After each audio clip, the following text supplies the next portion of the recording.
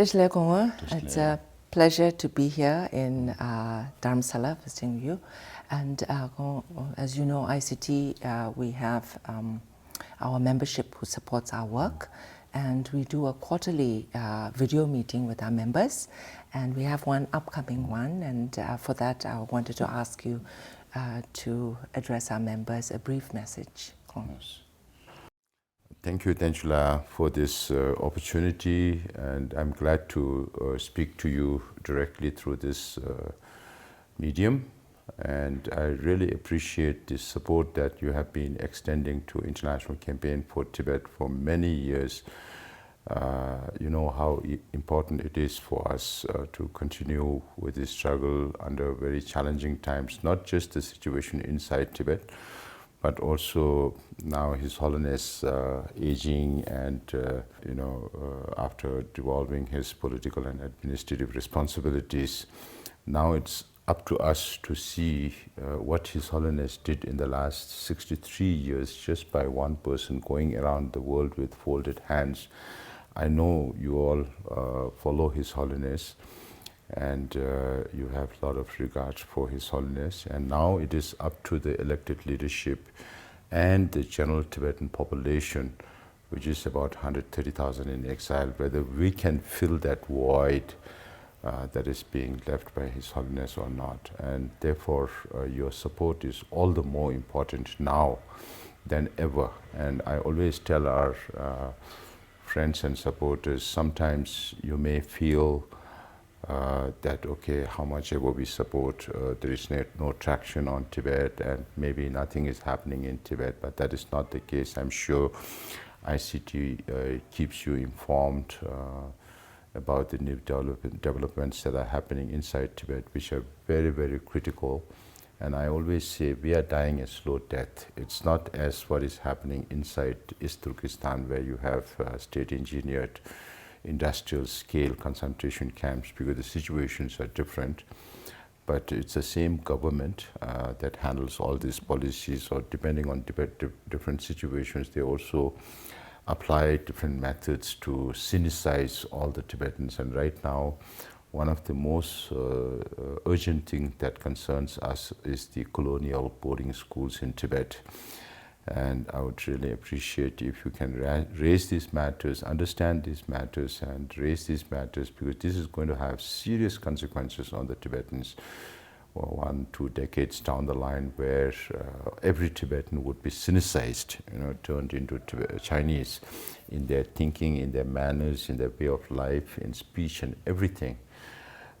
That would be very detrimental for us. And then, we came this April to US, and before that it was preceded by our ministers meeting to United States and met with the special coordinator for Tibet, Azra Zia. And we are really very thankful to the Biden administration for appointing the special coordinator at such an early stage and at the level that was there before. So one of the three things that we decided during the April meeting was to conduct the World Parliamentarians Convention of Tibet, and ICT had also extended logistical support to the Office of Tibet in arranging this conference with the Tibetan Parliament in exile. And another was to organize historical testimony, experts' testimony on the historical status of Tibet. That was also done by Michael Van Walt van Praag, who wrote this book, Tibet Brief 2020, and Professor Lau Han-tin, who is a Chinese, and he had written a book based on Chinese imperial historical records. And without a shred of doubt, he proves the fact that whether it's the Yuan, if it's the Mongol dynasty, or the Ming or the Qing, or as per international, according to these imperial Chinese records, Tibet has never been considered part of China. So on those similar lines, there is already a bill moved by Jim McGovern from the House side, and McCall also from the House side. In the House, he's the ranking member of the House Foreign Affairs Committee, and they have moved this bill in line with the experts' testimony on Tibet's historical record, but essentially addressing disinformation by the Chinese government on the Tibetan historical status, on which Jim and McCall had also written a column in the Diplomat that explains why they are doing it. And now that the bill has been moved in the House, there will be many processes that has to come in, and any support from your side in terms of letter writing or speaking to your elected representatives, whether it's in the House or the Senate, that would be very helpful and useful for the campaign, which the international campaign usually does in terms of getting public opinion from the American people to impress upon your elected leadership to adopt this as soon as possible.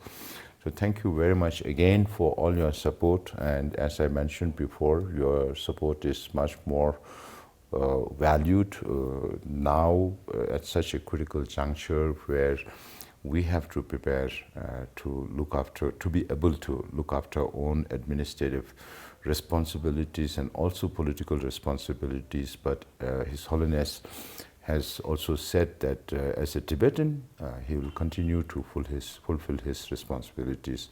So therefore, there will be areas where His Holiness advice and guidance is very necessary.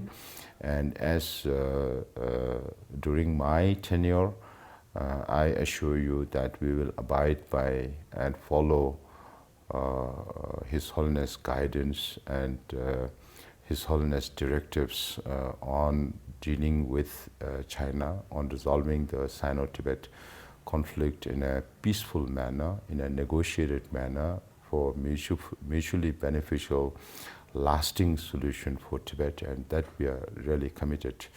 But we have adopted different strategy to talk about the historical status to gain leverage for the middle way approach. So I hope you understand the reason why we are changing these tactics and support us. Thank you again for all your support. Thank you. Thank you, Tenzla, for this opportunity. Thank you. Thank you, Paul. Thank you. Yes.